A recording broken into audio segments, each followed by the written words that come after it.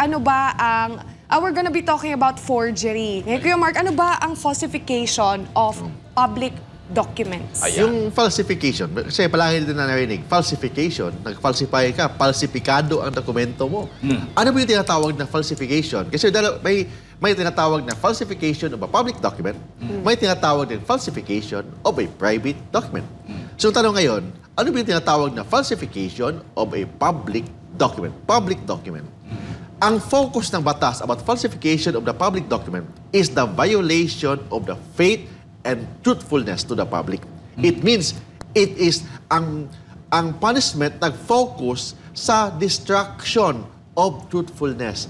Ibig sabihin, ang nag-focus sa pagsisinungaling. Regardless may damage o walang damage yung dokumento na yan, regardless may naloko ba o walang naloko, ang pinag-usapan dito, ang violation ng katotohanan. Yun ang nag-focus ang punishment sa batas.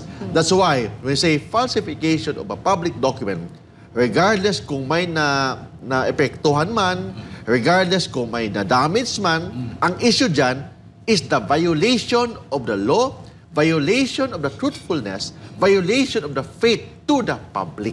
Yun ang pinag-usapan when we talk about falsification of a public document.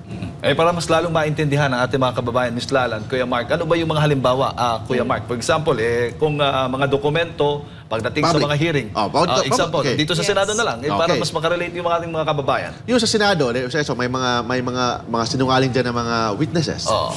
Yung mga affidavit. Affidavit, hindi naman yan private document.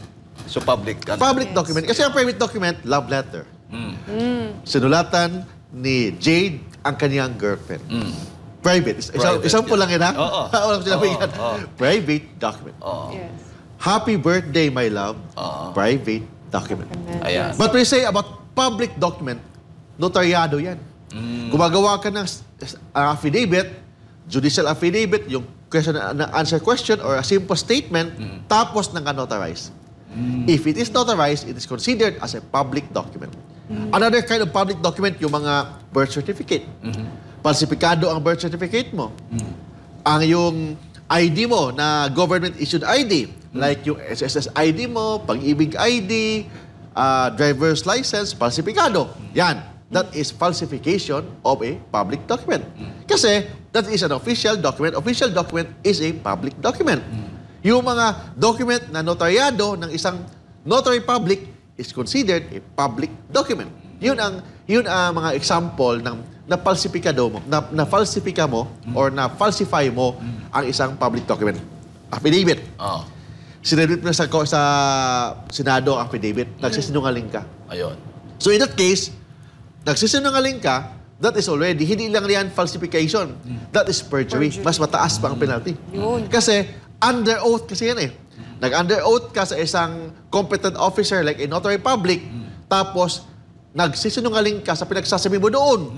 So that is perjury. Pag perjury, mas mahaba-haba ang penalty, 6 years, 1 day to 12 years, plus 1 million peso fine. Wow. So yun ang mga, then kung if you're a government official or you want to enter politics, bawal ka na pumasok, either elected government official or appointed government official, you will be disqualified kung ma-convict ka ng perjury. Mark, paano naman kung isang tao ay nag-commit ng falsified documents? Ano naman yung kaharapin niyang kaso? Okay. Very clear, nakalagay po sa ating batas yung tinatawag na jurisprudence. Sabi ng Supreme Court, a person, pag ang isang tao gumagamit at naka-benefit ng isang falsified document, there is a legal presumption na siya ang falsifier. Kasi hindi mo naman makita kung siya ba ang nag-falsify ng dokumento eh. Di ba? So nakita niya, sa bahay niya ginagawa yan, o sa ano na ginagawa yan, sabi ng batas, kung ang isang tao gumamit ng isang falsified document at naka-benefit siya doon, naka-benepisyo siya sa falsified na dokumento, ibig sabihin, siya yung, there is a presumption. Well, hindi ko sinasabi na automatic na siya yun.